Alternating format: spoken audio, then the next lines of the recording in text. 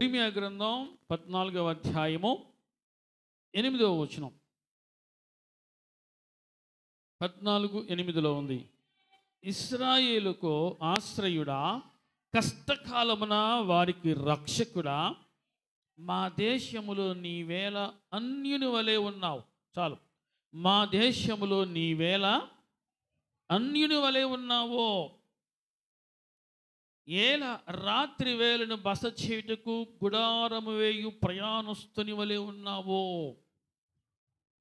దేవుని బిడ్డలారా, భక్తుడు ఆత్మపూర్ణుడై రక్షకుని గురించి పలికినటువంటి మాట, ప్రవచనం ఇది. మా దేశంలో నీవేళ అన్యుని వలె ఉన్న బాటసారిలాగా, ఒక ప్రయాణస్తుని వలె ఎలా ఉన్నావు అయ్యా నువ్వు? అన్యుని వలె, బాటసారి వలె, ఒక ప్రయాణస్తుని వలె ఉన్నావయ్యా. దేవుని బిడ్డరా, ఇది జరిగింది మన ప్రభువుకి. మన ప్రభువును దేవుని బిడ్డరా, ప్రజలు, దేశము అన్యుని వలె చూచింది, ఒక ప్రయాణస్తుని వలె చూచింది.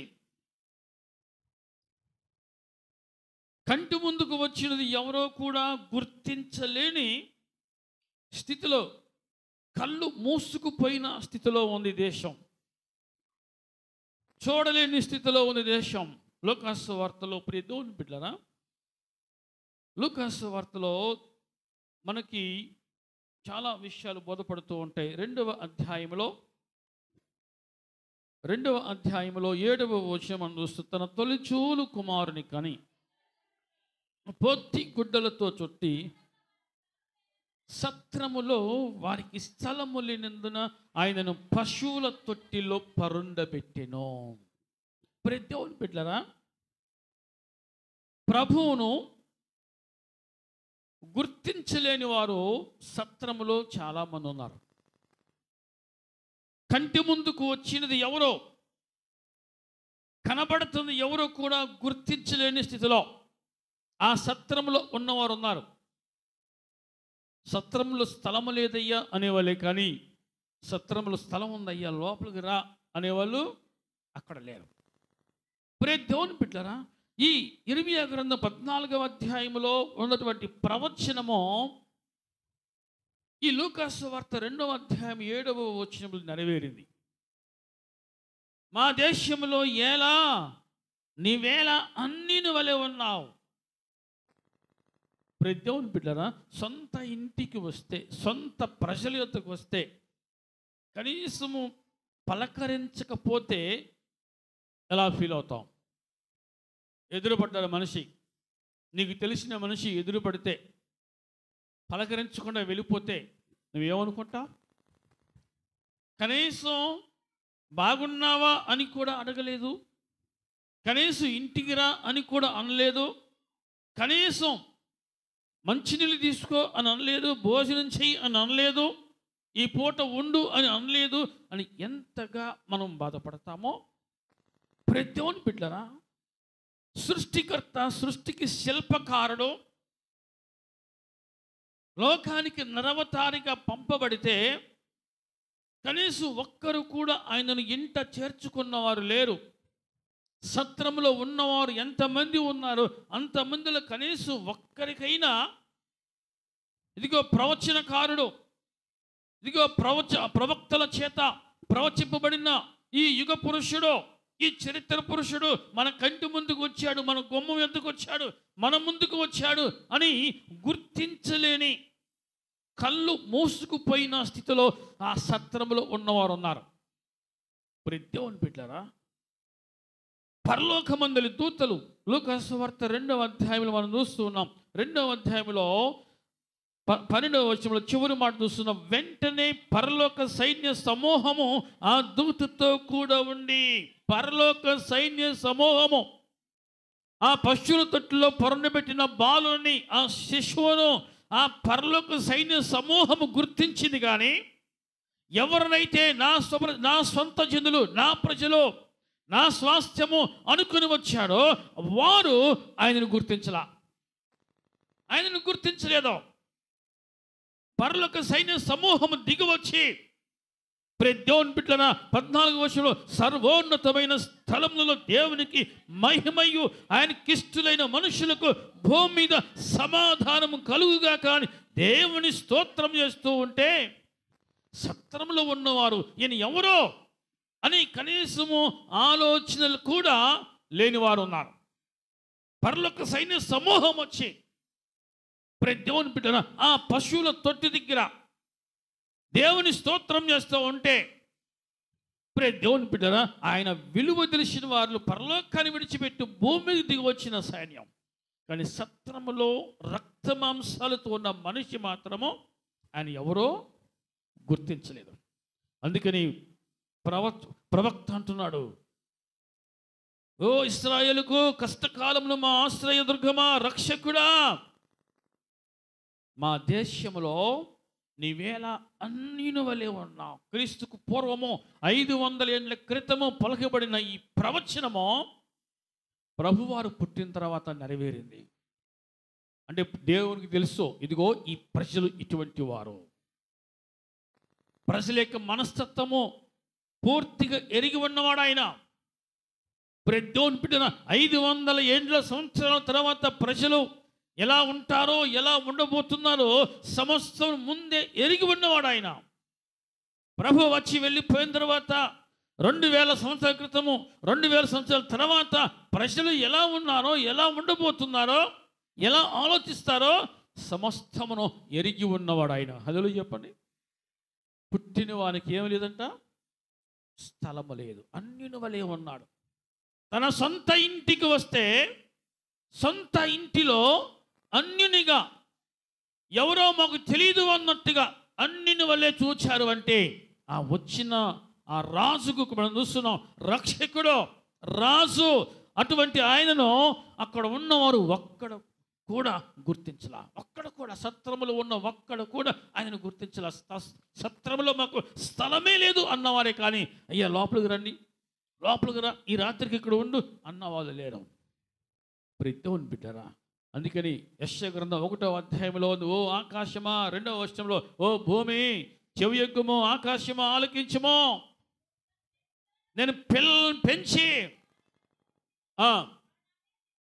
వారు నా మీద తిరగబడి ఉన్నారు.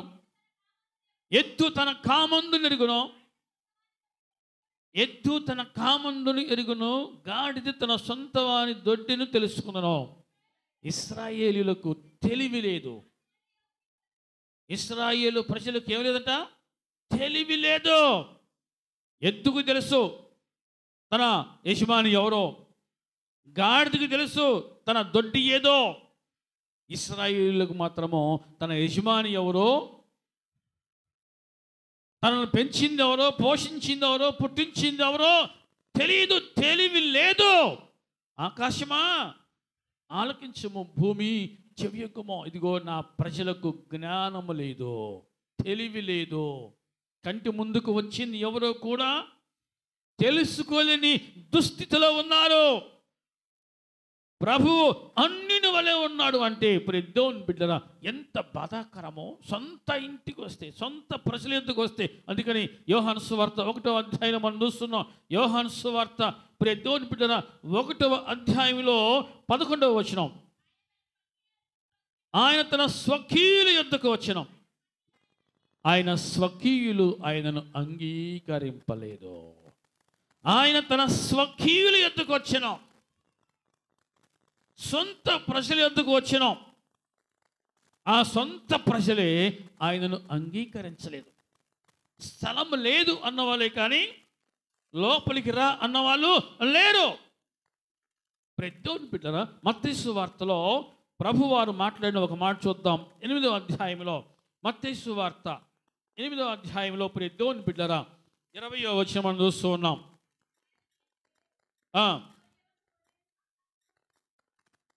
నక్కలకు బొరియలున్నాయి, ఆకాశ పక్షులకు నివాస స్థలములున్నాయి, కానీ మనుష్య కుమారునికి తలవాల్చుటకైన స్థలము లేదని అతనితో చెప్పెను.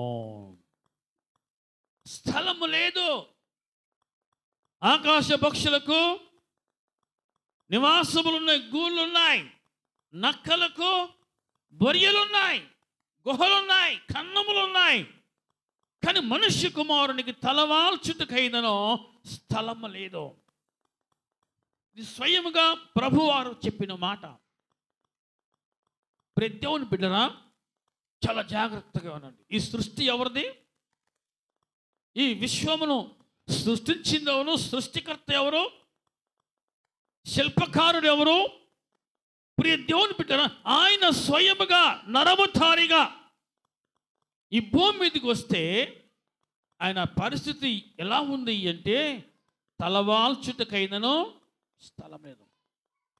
కొన్ని సందర్భాల్లో అంటాడు దేవుడు, ఆకాశము నాది, భూమి నాది, ఆకాశము నాది, భూమి నాది, అందున్న సమస్తము నావే, అవన్నీ నా వలన కలిగినవి అన్నవాడు ప్రతి దేవుని బిడ్డల నరవతారిగా తన కుమారుని ఈ భూమి మీదకి పంపిస్తే తన కుమారునికి ఇయ్యవలసిన ఘనత ఇచ్చారా? ఇవ్వలా. అన్యునిగా, ఎవరో మాకు తెలియదు అన్నట్టుగా అజ్ఞానులుగా ఉన్నారు ప్రియ దేవుని బిడ్డల. ప్రవచనాలు, ప్రవక్తల చేత పలికించబడిన ప్రవచనాలను వారు తెలుసుకోలేని దుస్థితిలో ఉన్నారు. వచ్చినది ఎవరో కూడా, కంటి ముందు ఉన్నది ఎవరో కూడా, బోధిస్తుంది ఎవరు కూడా తెలుసుకోలేని స్థితిలో ఉన్నారు ఇశ్రాయేలు ప్రజలు. ప్రభు అన్నాడు, ఇదిగో నక్కలకు బొరియలు ఉన్నాయి, ఆకాశ పక్షులకు కూలున్నాయి, కానీ మనుష్య కుమారుడికి తలవాల్చుటకైనను స్థలము లేదు. స్థలము లేదు. అన్యునిగా ఉన్నాడు, ఒక ప్రయాణస్తునిగా ఉన్నాడు. ఎంత బాధాకరం ప్రియ! తన సొంత ఇంటిలో అన్యునిగా చూస్తే ఎంత బాధాకరమో. మత్తయి సువార్త 9వ అధ్యాయంలో అంటున్నాడు, 24వ వచనంలో, స్థలమియ్యుడి, స్థలమియ్యుడి. మత్తయి సువార్త 9వ అధ్యాయం 24వ వచనం ఏమన్నాడు? స్థలమియ్యండి. ప్రియ దేవుని బిడ్డలారా, మన కుటుంబంలో అందరికీ స్థలం ఉంది. ప్రభువుకు మనం స్థలం ఇచ్చామా? ఇంకా ఆయనను అన్యునిగానే ఆనాటి నుంచి ఈనాటి వరకు చూచేవారిలో మనం కూడా ఉన్నామా అనేది ఖచ్చితంగా మనము పరీక్షించుకోవాలి. స్థలమియ్యుడి. లోపల జన సమూహం ఉంది, లోపల వచ్చిన జనాలు ఉన్నారు, స్థలం ఖాళీగా లేదు. ప్రభు లోపలికి రావాలంటే ప్రభువుకి ఏం కావాలి? స్థలం కావాలి. నీ ఇంట ప్రభు అడుగు పెట్టాలంటే, నీ ఇంట ప్రభు చిత్తానికి విరుద్ధంగా ఏది ఉందో అది బయటకు పోతే తప్ప ప్రభువుకు స్థలము దొరకదు.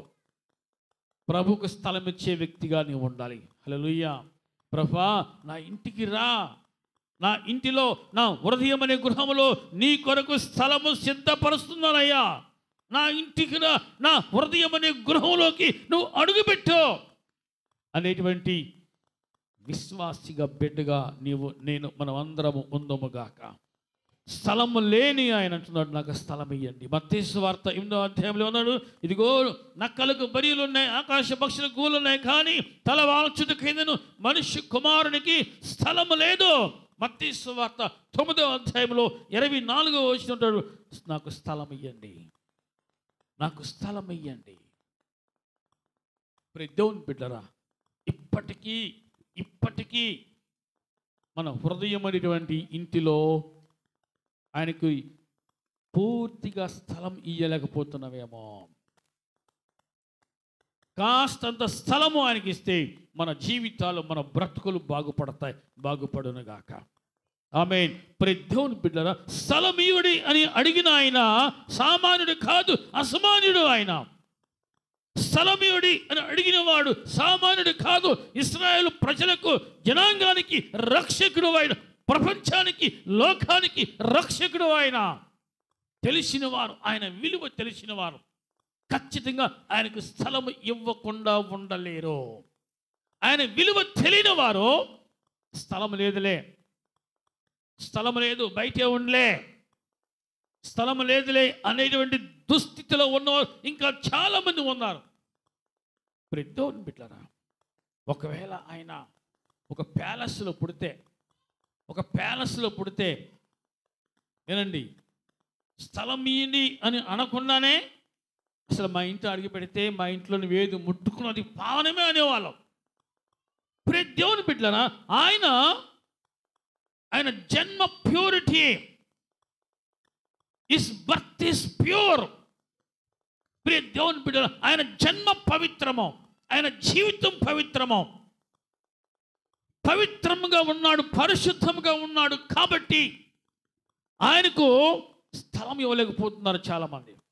ఎందుకంటే పరిశుద్ధునికి హృదయంలో స్థలం కావాలంటే హృదయం ఏమవ్వాలి? పరిశుద్ధం అవ్వాలి. మా ఇంటిలో స్థలము లేదయ్యా, మా హృదయం అనే ఇంటిలో స్థలము లేదయ్యా అని ఎవరంటారు? చూద్దాం. మత్తయి సువార్త 15వ అధ్యాయంలో దేవుని బిడ్డలారా, 15వ అధ్యాయంలో ఆ హృదయం అనే ఇంటిలో ఏమున్నాయి, ఎవరున్నారు? 19వ వచనంలో దురాలోచనలు ఉన్నాయి. మత్తయి సువార్త 15వ అధ్యాయం 19వ వచనంలో దురాలోచనలు, నరహత్యలు, వ్యభిచారములు, వేశ్య గమనములు, దొంగతనములు, అబద్ధ సాక్ష్యములు, దేవదూషణలు హృదయములో ఉన్నాయి. దేవుని బిడ్డలారా, ఇవి అన్నీ హృదయమంతా ఆక్రమించుకుంటే ప్రభువుకు చోటు ఎక్కడ ఉంటుంది? చాప కింద నీరులాగా ప్రవేశించి హృదయం అంతా వ్యాపిస్తే ప్రభువుకు చోటు ఉంటుందా? చోటు ఇవ్వగలరా? దేవుని బిడ్డలారా, ప్రభు అంటున్నాడు, ఇదిగో హృదయములు ఇవన్నీ ఉన్నాయి. ఇవి హృదయములో ఉన్నాయి కాబట్టి మీ హృదయాలు అపవిత్రంగా ఉన్నాయి. ఇవి హృదయంలో ఉంటే నాకు మీరు స్థలం ఇవ్వలేరు. ప్రభువా, నా ఇంటి స్థలం ఉందయ్యా, నా ఇంటిలోకి రా అని నువ్వు నిజముగా ప్రేమపూర్వకంగా ఆహ్వానిస్తే ఖచ్చితంగా నీవు ఆయనను నీ ఇంట రాజుగా చేర్చుకుంటావు.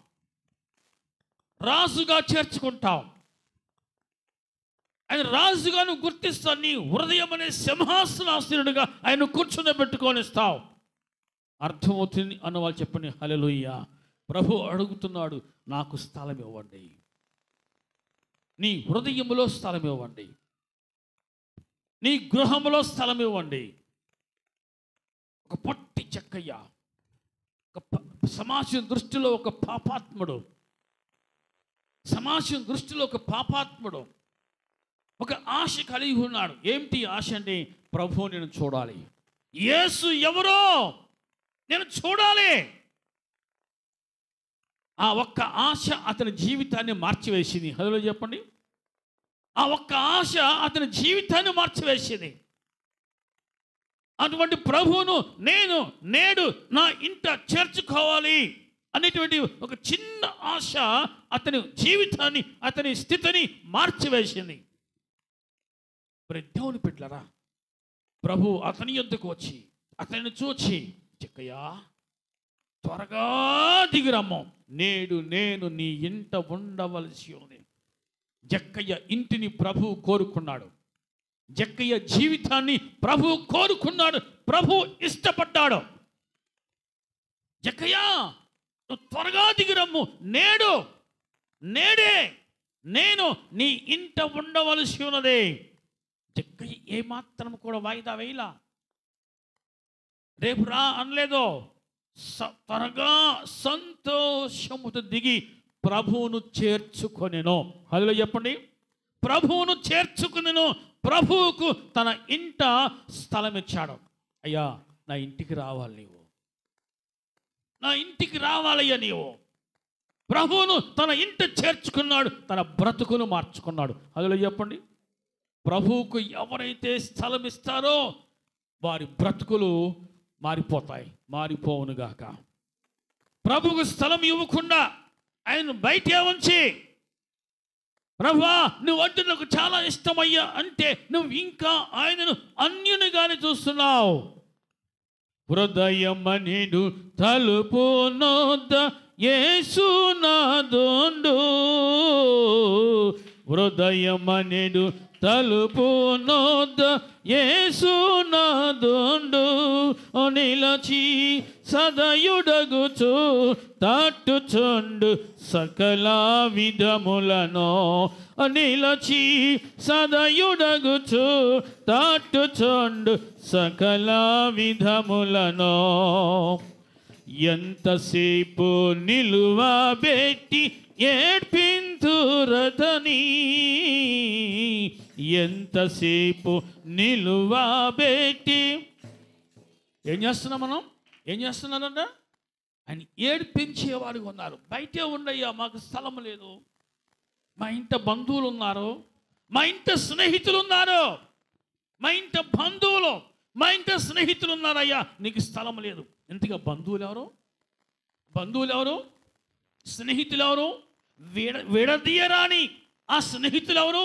విడదీయరాని ఆ బంధువులు ఎవరు? మత్తయి సువార్త మనం చూస్తున్నాం, మనం చదువుకున్న అధ్యాయంలో మనం చూస్తున్నాం 15వ అధ్యాయంలో దురాలోచనలో ఇవే బంధువులు, ఇవే స్నేహితులు, వీరే దురాలోచనలో.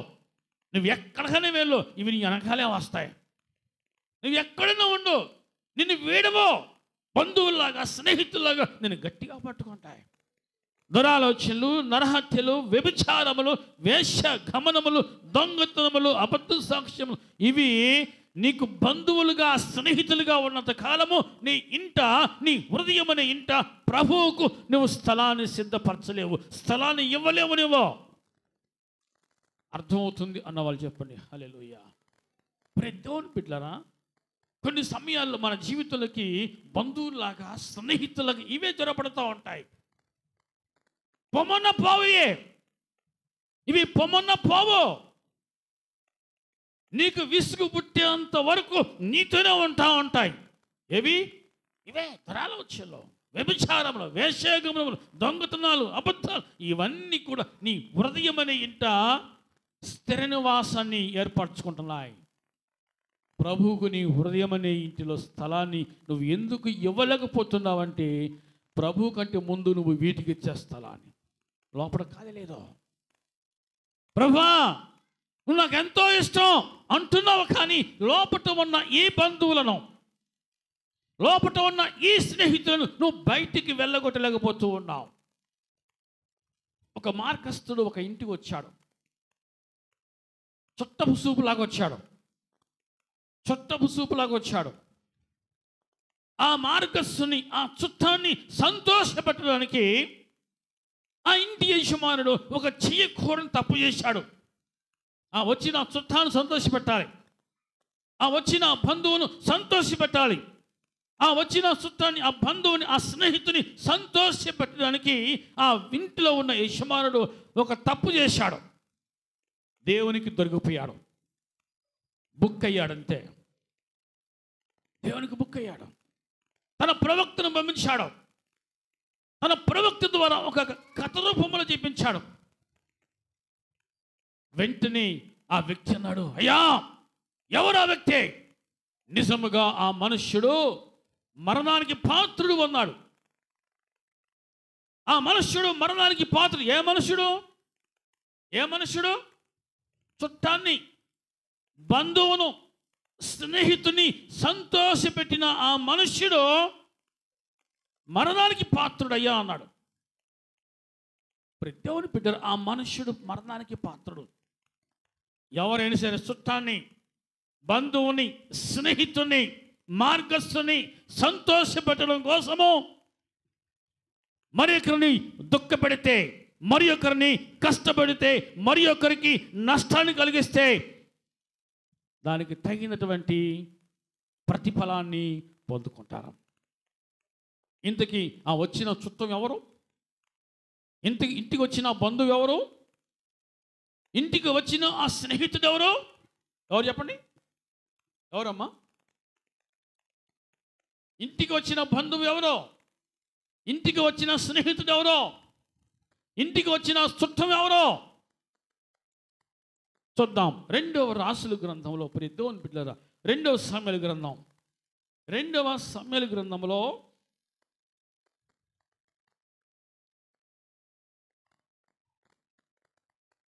12వ అధ్యాయం, 4వ వచనం. అట్లుండగా మార్గస్థుడొకడు ఐశ్వర్యవంతుని యొద్దకు వచ్చెను. సంతోషపరచుటకు తన గొర్రెల్లో కానీ గొడ్లలో కానీ దేనిని ముట్టనొల్లక ఆ దరిద్రుని గొర్రె పిల్లను పట్టుకొని తన యొద్దకు వచ్చిన వానికి విందు చేసెను, సంతోషపెట్టెను. ఇంతకీ ఆ మార్గస్థుడు ఎవరో? అమ్మా, మార్గస్థుడు ఎవరో? వచ్చిన ఆ మార్గస్థుని సంతోషపెట్టడానికి పేదవాని గొర్రె పిల్లను చంపి విందు చేశాడు. ఇంతకీ ఆ మార్గస్థుడు ఎవరో అంటే వ్యభిచారం.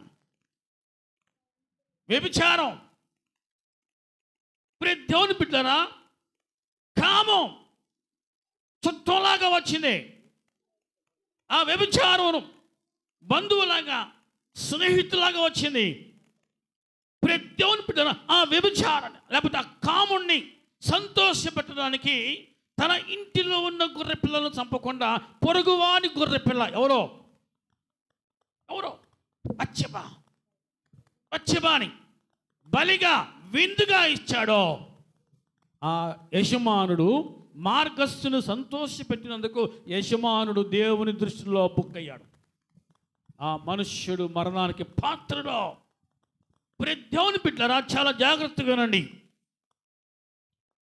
ఆ మార్గస్థుడు హృదయంలో ఇంటిలో ఉన్నాడో దేవునికి చోటు ఇవ్వలేకపోయాడు యజమానుడు.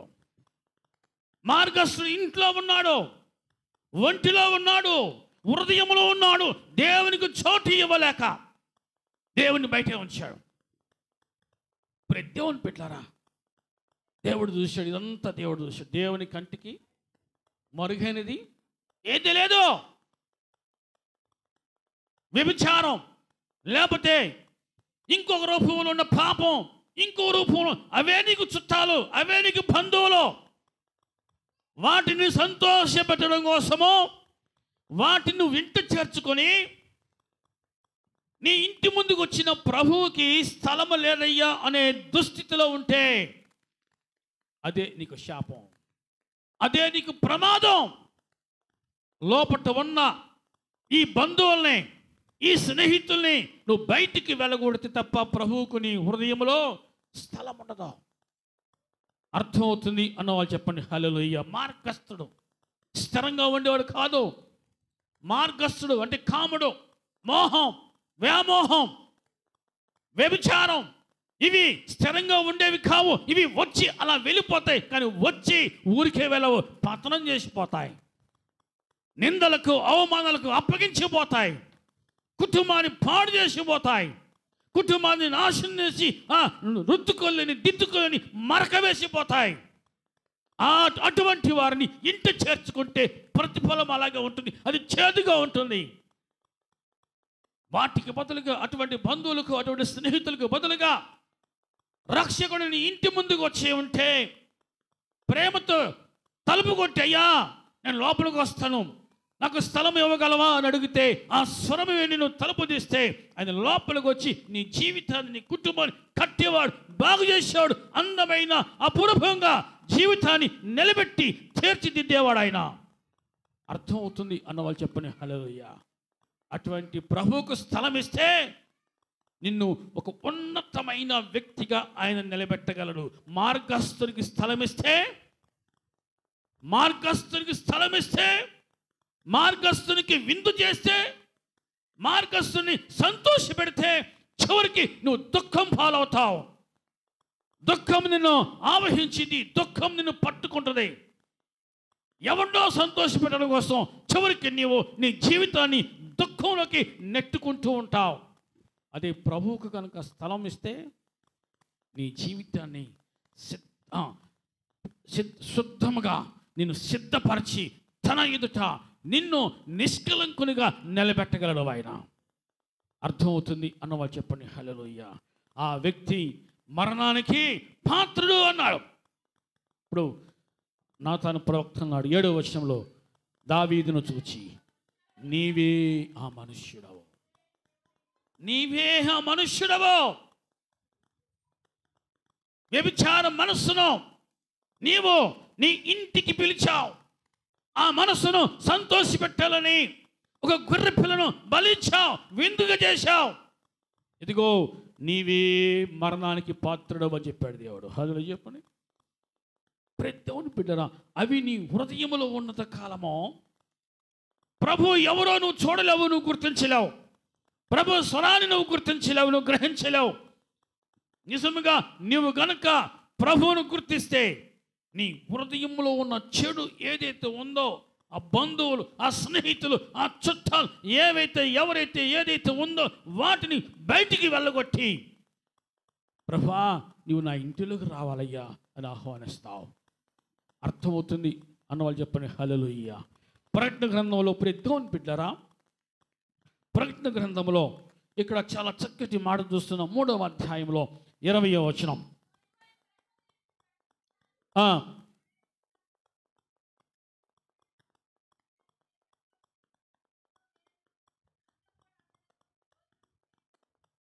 హల్లెలూయా అందరూ చెప్పండి హల్లెలూయా.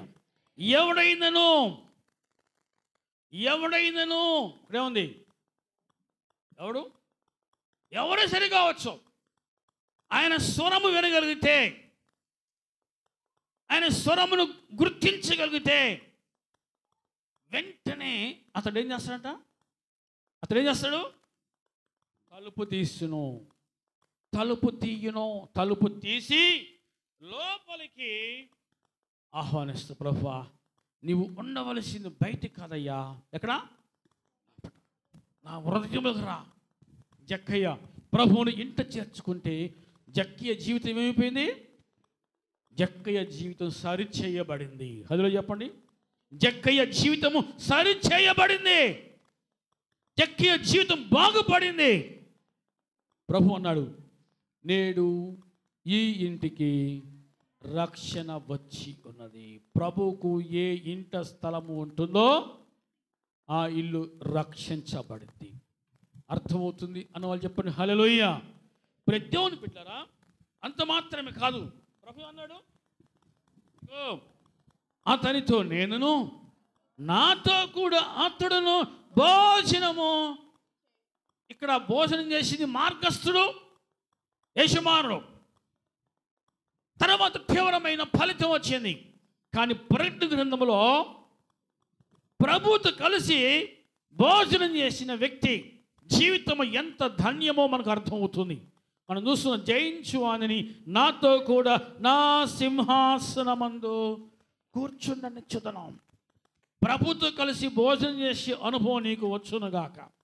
మార్గస్థునితో వద్ద లోక స్నేహాలు, లోక బంధువులు, లోక చుట్టాలో దేవుని బిడ్డరా, నువ్వు వారితో కలిసి నువ్వు స్నేహం చేస్తే, వారితో కలిసి నువ్వు నడిస్తే చివరికి నీకేమి మిగలదావు? ఏమి మిగలదావు? కానీ ప్రభుతో కలిసి నడిస్తే, ప్రభుతో కలిసి నువ్వు జీవిస్తే, ప్రభు అంటున్నాడు ఇదిగో జయించు అని నాతో కూడా నా సింహాసనమందు కూర్చుండబెట్టేదను. అర్థమవుతుంది అన్నవాళ్ళు చెప్పండి హల్లెలూయా. ఎంతసేపు నిలువబెట్టి ఏడ్పింతురతని, ఎంతసేపు నిలువబెట్టి ఏడ్పింతురతని, అతడెంతో దయచే పిలచుచున్న డిప్పుడు మిమ్ములను, అతడెంతో దయచే పిలుచుచున్నాడిప్పుడు మిమ్ములను. హృదయమనెడు తలుపు నొద్ద యేసునాథుండు, హృదయమనెడు తలుపు నొద్ద యేసునాథుండు, నిలచి సదయుడగుచు తట్టుచుండు సకల విధములను, నిలచి సదయుడగుచు తట్టుచుండు సకల విధములను. హల్లెలూయా. దేవుని బిడ్డలారా, ఇప్పుడైనను నా స్వరం విని తలుపు తీస్తే నేను అతని యొద్దకు వచ్చేదను. నేను అతని యొద్దకు వచ్చేదను, అతనితో నేనును నాతో కూడా అతడును భాషణము చేయుదము. నేను జయించి నా తండ్రితో కూడా ఆయన సింహాసనమును కూర్చుని ఉన్న ప్రకారము జయించువాని నాతో కూడా.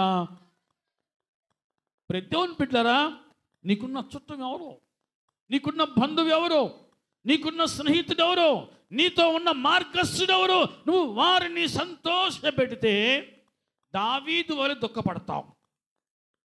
అర్థమవుతుంది అన్నవాళ్ళు చెప్పండి హల్లెలూయా. నువ్వు వారిని సంతోషపెడితే, వారికి నువ్వు విందు ఏర్పాటు చేస్తే దావీదు వలె దుఃఖపడతావు. కానీ యేసుతో కలిసి నడిస్తే, యేసుతో కలిసి నువ్వు విందులో పాల్గొంటే యుగ యుగాలు నువ్వు సంతోషభరితుడిగా ఉంటావు. అట్టి సంతోషాన్ని ప్రభువు మనకు అనుగ్రహించునుగాక. ఆయన అంటున్నాడు, నాకు స్థలం ఇవ్వండి. మత్తయి సువార్తలో మనం చూస్తున్నాం, దేవుని బిడ్డలారా, నాకు స్థలం ఇవ్వండి, నాకు స్థలం ఇవ్వండి అనగానే దేవుని బిడ్డలారా, అక్కడ ఉన్న జనము ఆ మాట విని ఏమంటున్నారు, అపహాస్యం చేశారంట. 24వ వచనంలో, ఈ చిన్నది నిద్రించుచున్నది కానీ చనిపోలేదని వారితో చెప్పగా, స్థలం ఇయ్యండి అంటే వెంటనే ప్రభువును చేర్చుకోవలసిన దానికి బదులుగా అక్కడ ఉన్నవారు ఏం చేశారంట, ఏనంట లోపలికి వస్తాడంట. ఏమంటున్నాడు, ఈ చిన్నది నిద్రపోతుందంట, చనిపోలేదంట. లోపట ఉన్నవి, లోపట ఉన్న స్నేహితులు, లోపట ఉన్న బంధువులు, చుట్టాలు అపహాస్యం చేసేవాళ్ళే, ప్రభువును అపహాస్యం చేసేవాళ్ళే. ప్రభు మాట నచ్చదో, ప్రభు మాట వాటికి వింతగా ఉంటుంది. ప్రభు అంటే వారికి నచ్చదు. ఎందుకంటే ప్రభు పరిశుద్ధుడు, వారు అపవిత్రులు. అపవిత్రులకి ప్రభు స్వరము నచ్చదు, అపవిత్రులకి ప్రభు మాట నచ్చదు, వారికి ఇష్టం ఉండదు. ఇంకా కొంతమంది మూర్ఖులు ఉన్నారు, ప్రభువును అంటరాని వాళ్ళకు దేవుడు అంటారు. ఎంత మూర్ఖత్వమో, ఎంత భ్రష్టత్వమో చూడండి. దేవుని బిడ్డలారా, అపహాస్యం చేసేవాళ్ళు, అపహాసకులు లోపట ఉన్నారు, అపహాసకులు లోపట ఉన్నారు. వారు బయటికి పోతే తప్ప అది ఖాళీ అవదు. లోపట మార్గస్థులు ఉన్నారు, లోపల చుట్టాలు స్నేహితులు ఉన్నారు. వారు బయటికి పోతే తప్ప ప్రభువుకు లోపల స్థలం ఉండదు. నీవు కాస్తంత చనువు తీసుకుంటే తప్ప అవి బయటికి పోవు, వారు బయటికి పోరు. ప్రభు ఎవరిని కూడా బలవంతం చేయడు. నీవుగా ఇష్టపడి, ప్రభువా నేను పాపనయ్యా, నన్ను కనికరించయ్యా, నన్ను శుద్ధించేయి అని ఒక జక్కయ్యవలే అడిగితే ఖచ్చితంగా ప్రభువు జక్కైను మార్చినట్టుగా నిన్ను, నీ కుటుంబాన్ని మారుస్తాడు, మార్చునుగాక. నీ ఇంటి నేడు ఈ ఇంటికి రక్షణ వచ్చి ఉన్నది అని పలికిన ఆ ప్రభువు నేడు నిన్ను చూచి, నీ కుటుంబాలను చూచి, నేడు ఈ ఇల్లు, ఈ కుటుంబం, ఈ గృహము, ఇందులో ఉన్న వారందరూ కూడా రక్షించబడ్డారు అని చెప్పున్నట్లుగా ప్రభువుని నీ ఇంట చేర్చుకో, నీ హృదయంలో చేర్చుకో. లోపట ఏ చుట్టమైతే ఉందో, ఏ బంధువు ఉన్నాడో, ఏ స్నేహితుడు ఉన్నాడో, ముందు వారిని బయటకు పంపించాయి. వారు లోపల ఉన్నంతసేపు ప్రభువును చూసి వారు ఎగతాళి చేస్తారు, ప్రభువును చూసి వారు అపహాస్యం చేస్తారు. ఆ మార్గస్థుడు లోపల ఉన్నప్పుడు ఆ ఇంటి యజమానునికి దేవుణ్ణి మర్చిపోయాడు. దేవునికి ఇవ్వవలసిన స్థానము ఆ ఇంటి యజమానుడు ఇవ్వలేదు. మార్గస్థుడికి ఇచ్చినంత విలువ దేవునికి ఇవ్వాల. మార్గస్థుడు వచ్చాడు, ఒక కుటుంబాన్ని ఆర్పాడు, వెళ్ళిపోయాడు. కానీ ఫలితము ఇంటి యజమానికి వచ్చింది. అర్థమవుతుంది అన్నవాళ్ళు చెప్పండి హల్లెలూయా. దేవుని బిడ్డలారా, ఇప్పటికైనా ప్రభువుని నిజముగా ఆయన స్వరమును గుర్తించి నిజముగా మీరు మీ ఇంట, మీ హృదయముని ఇంట చేర్చుకోండి. మీ హృదయములో ఎటువంటి అపవిత్రులు ఉండకూడదు. అపవిత్రులు అంటే ఎవరు? స్నేహితులు ఎవరు? బంధువులు ఎవరు? దురాలోచనలో నీ స్నేహితుడు వాడు, అబద్ధాలు నీ స్నేహితులు, నీ చుట్టాలు వాళ్ళే, వ్యభిచారం వాడే నీ చుట్టం, వాడే నీ బంధువు, వాడే నీ స్నేహితుడు, వాడు నీకు స్నేహితుడిగా ఉన్నంత కాలం, లోకంలో చెడు వ్యసనాలు నీకు చుట్టాలుగా, నీకు బంధువులుగా ఉన్నంత కాలము, దేవుని బిడ్డలారా, ప్రభు స్వరాన్ని నువ్వు గుర్తించలేవు. ప్రభువును నువ్వు నీ ఇంట చేర్చుకోలేవు. ముందు వారిని బయటికి తరమేయి. ఒక భక్తుడు ఒక చక్కటి పాట పాడతాడు. యేసు వంటి ప్రియ బంధువు నాకిక ఇహపరములలో లేడమ్మా. యేసు వంటి ప్రియ బంధువు నాకు ఇంక ఎవరు లేరు. ఆయనే నా బంధువు, ఆయనే నా చుట్టము. ప్రభు అంటున్నాడు, మీరు నా స్నేహితులై ఉంటారు. నేను ఆజ్ఞాపించినవి మీరు చేస్తే మీరు నాకు స్నేహితులు అంటాడు. అలా చెప్పండి. యేసు వంటి ప్రియ బంధువు, ఆయనకంటే మంచి బంధువు ఈ లోకంలో ఎవరు లేరు. అర్థమవుతుంది అన్న వాళ్ళు చెప్పండి. ఆ బంధువు మనకిచ్చిన గొప్ప అభయం, మనకిచ్చిన గొప్ప వాగ్దానము.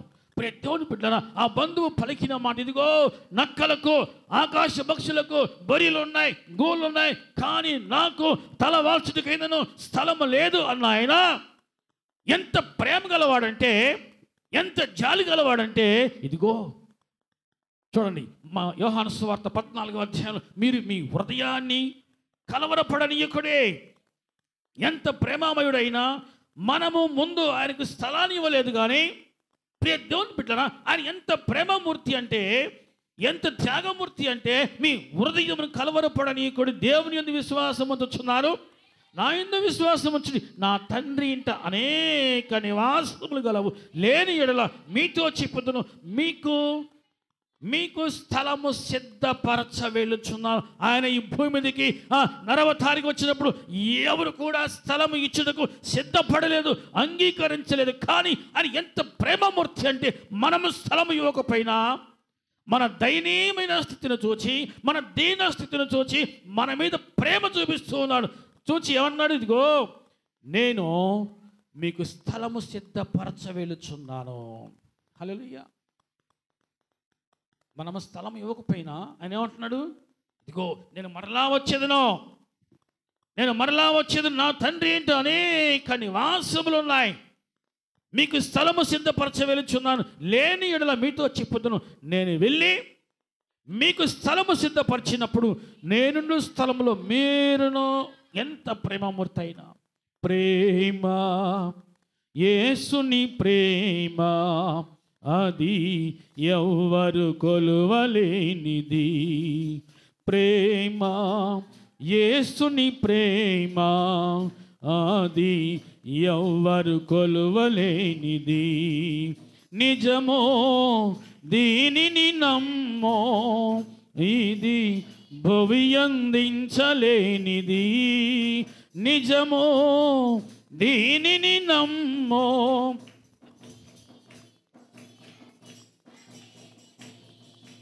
ఎన్నడెన్నడు మారనిది నా యేసుని దివ్య ప్రేమ. ఎన్నడెన్నడు వీడనిది నా యేసుని నిత్య ప్రేమ. ఎన్నడెన్నడు మారనిది నా యేసుని దివ్య ప్రేమ. ఎన్నడెన్నడు వీడనిది నా యేసుని నిత్య ప్రేమ. ప్రేమ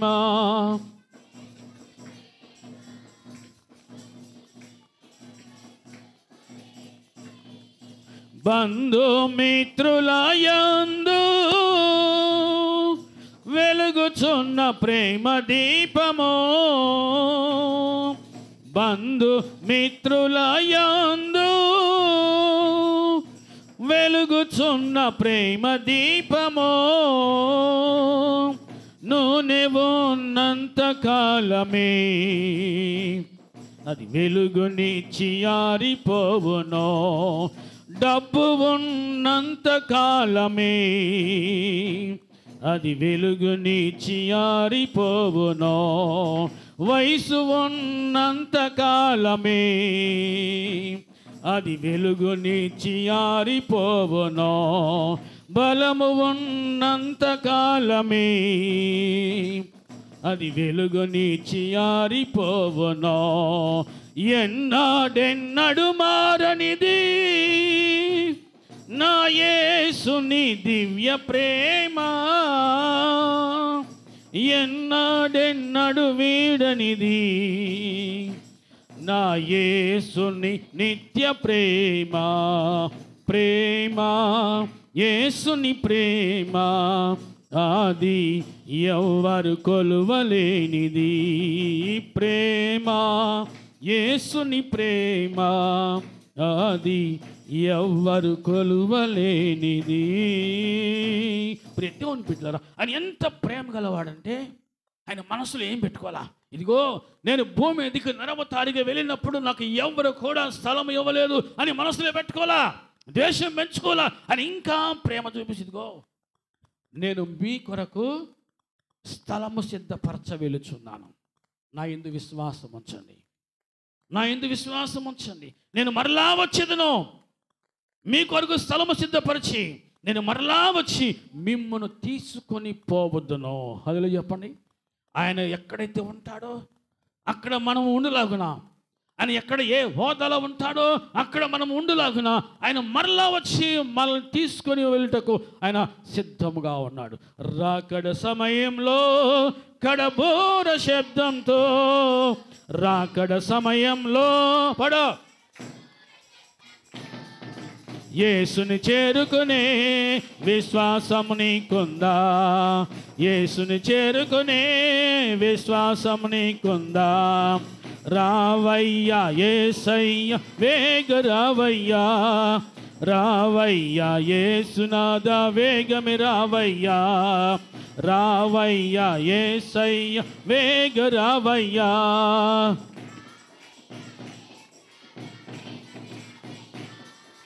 రాకడ సమయంలో కడబోర శబ్దంతో, రాకడ సమయంలో యేసుని చేరుకునే విశ్వాసము నీకుందా, యేసుని చేరుకునే విశ్వాసము నీకుందా. హల్లెలూయా. దేవుని బిడ్డలారా, ఆ ప్రేమామూర్తి, ఆ త్యాగమూర్తి మన కొరకు స్థలాన్ని సిద్ధపరుస్తూ ఉన్నాడు. ఆ స్థలంలో మనము ఉండేలాగున మనము సిద్ధపడాలి. ఏమాత్రం అశ్రద్ధగా ఉన్నా, నిర్లక్ష్యంగా ఉన్నా, దేహంలో ప్రాణం ఉన్నప్పుడు దేవుని బిడ్డలారా, నిర్లక్ష్యంగా ఉంటే ప్రాణం పోయిన తర్వాత నువ్వు సరి చేసుకుందామన్నా సరే అవకాశం లేదు. నీకు నాకు మధ్య పెద్ద అగాధం ఉంది అనే స్థితి రాకముందే దేవుని బిడ్డలారా, దేహంలో ప్రాణం ఉండగానే ప్రాణాన్ని పోగొట్టుకోకముందే నీవు కాపాడుకో. అయ్యా నా హృదయాన్ని ఇంటిలోకి రా. జక్కయ్య చేర్చుకున్నాడు. జక్కయ్య ఇంటిలో అంతవరకు ఏముంది? అక్రమం ఉంది, అన్యాయం ఉంది. జక్కయ్య స్నేహితులు అవే, జక్కయ్య చుట్టాలు వాళ్ళే. అన్యాయం, అక్రమం, దోపిడి, దుర్మార్గము. దేవుని బిడ్డలారా, జక్కయ్యకు స్నేహితులుగా చుట్టాలుగా ఉన్నారు. ఇప్పుడు జక్కయ్య అంటున్నాడు, నేను వాటిని విడిచిపెడుతున్నానయ్యా. ఆ చుట్టాలు నాకొద్దు, ఆ స్నేహితులు నాకొద్దు, ఆ బంధువులు నాకొద్దు. నువ్వు నాకు కావాలి, నువ్వు నా ఇంట ఉండాలి. ఇంతవరకు ఆ చుట్టాలు నా ఇంట ఉండి నన్ను అవమానాలు పాలు చేసాయి, నిందలు పాలు చేసి ఆ చుట్టాలు నాకున్న మంచి పేరును పోగొట్టాయి. ఆ చుట్టాలు నాకొద్దు. నా పేరు నిలబెట్టేవాడు నీవు, నాకు శ్రేష్టమైన పేరు పెట్టేవాడు నీవు. నీవు నాకు చుట్టంగా, నీవు నాకు స్నేహితుడిగా, నీవు నాకు తండ్రిగా వస్తే చాలు. జక్కయ్య, నువ్వు అబ్రహాము కుమారుడివి. హల్లెలూయా చెప్పండి. జక్కయ్య, నువ్వు అబ్రహాము కుమారుడివే. అబ్రహాం ఎవరు? విశ్వాసులకు తండ్రి. జక్కయ్య, నువ్వు నిజ విశ్వాసివే. నీకున్న చుట్టాలను, స్నేహితులను, బంధువులు విడిచిపెట్టి వాటిని బయటకు తోలివేసి ఒప్పుకున్నావు. రక్షణ కావాలన్నావు. నేడు నీ ఇంటికి రక్షణ వచ్చి ఉన్నది. ప్రియ దేవుని బిడ్డ, ఒక్కసారి ఆలోచించి, నిన్ను చూచి, నీ కుటుంబాన్ని చూచి నీవు రక్షించబడ్డావు అని ప్రభువు చెప్తాడా? నీ కుటుంబం, నీ గృహం, నీ ఇల్లు రక్షించబడింది అని ప్రభువు చెప్తాడా? రక్షించబడిన స్థితిలో నీవు ఉన్నావా? రక్షించుకునే స్థితిలో నీవు ఉన్నావా? నీ కుటుంబానికి రక్షణ తెచ్చేటువంటి స్థితిలో నీవు ఉన్నావా? ఒక్కసారి నిన్ను నువ్వు పరీక్షించుకో, పరిశీలించుకో. ఏమో ఇదే ఆఖరి రోజు ఏమో నీ జీవితానికి. నీ ప్రాణం పోతే, ఈరోజే నువ్వు చనిపోతే, దేవుని యొద్దకు వెళతాను అని నమ్మకం నీకుందా? ఈ రోజు చనిపోతే నీ కొరకు ప్రభువు సిద్ధపరిచిన స్థలానికి నీవు వెళతావని నమ్మకం నీకుందా? ఆ నమ్మకం లేకపోతే నువ్వు ప్రభువుతో ఎలా సహవాసం చేయగలవు? ప్రభుతో నువ్వు ఎలా నడవగలవు? ప్రతి ఒక్కని బిడ్డ నిజముగా ఆ అనుభవంతో నడువు. నిజముగా ప్రభుతో కలిసి నడిచిన అనుభవాన్ని సంపాదించుకో. అట్టి కృప ప్రభు మనందరికీ దయచేయునుగాక. మోకరించని ప్రార్థన చేసుకుందాం. మోకరించని ప్రతి దేవుని బిడ్డ